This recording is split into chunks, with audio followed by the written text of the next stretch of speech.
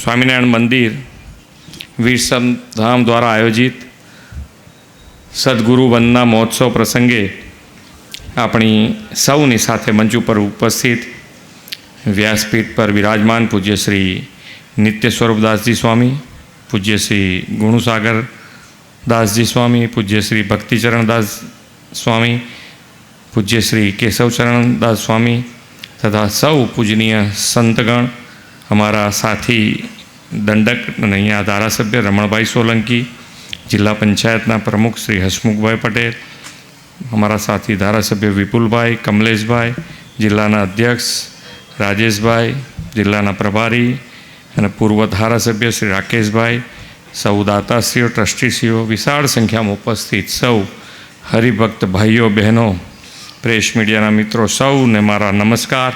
જય સ્વામિનારાયણ.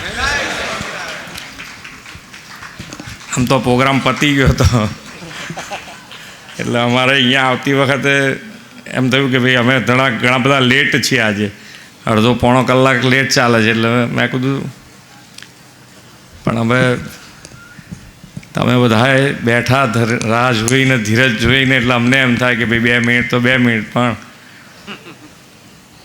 કંઈક બોલીએ. બાકી તો અમે અહીંયાથી તમારી પાસેથી કંઈક લઈને જઈએ તો સારું રાત ચાલે.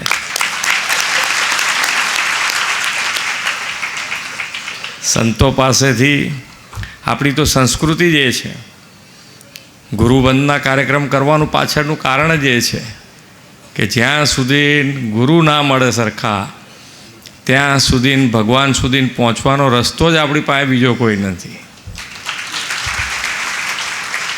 એટલે ભગવાન પાસે જો પહોંચવું હોય તો વધુ ને વધુ આ સંતોના ચરણોમાં આપણે રહેવું પડે.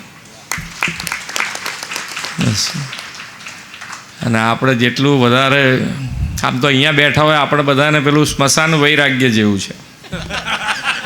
અહીંયા બેઠા હોય તાર તો એમ થાય કે સ્વામી જે બોલે છે તો બધું આપણે ઉતરી ગયું ને હવે એ પ્રમાણે જ કરવાનું છું. અહીંયાથી બહાર નીકળ્યા નથી કે પાછું બધું ફરી વળે કે આ તો હવે પછી હમણાં મહિનો રહેવા દો ને પછી કરીએ છીએ, આ તો આટલું કામ છે જરા પતાવી દઉં પછી વાત. કઈ વાંધો નહીં, એમાં લઈ લીધું એટલે પતી ગયું.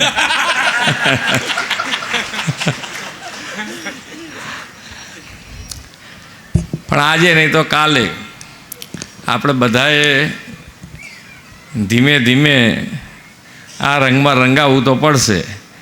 કેટલા લાફા ખાઈને નક્કી કરવું એ આપણા હાથમાં છે. પણ ખૂબ સારું, સંતોના આશીર્વાદ હર હંમેશ રહ્યા છે. અને એટલે જ માનનીય વડાપ્રધાનશ્રીનો જે સંકલ્પ છે કે વિકસિત ભારત, અને વિકસિત ભારત માટે આપણે વિકસિત ગુજરાત, અને વિકસિત ગુજરાત માટે આપણે સૌ સાથે મળી અને સંતોના આશીર્વાદથી આ કર્તવ્ય કાળમાં આપણું કર્તવ્ય સારી રીતે નિભાવીએ એટલે વિકસિત ભારત થવાનું છે. અને એની અંદર ગુજરાત સૌથી મોખરે રહેવાનું.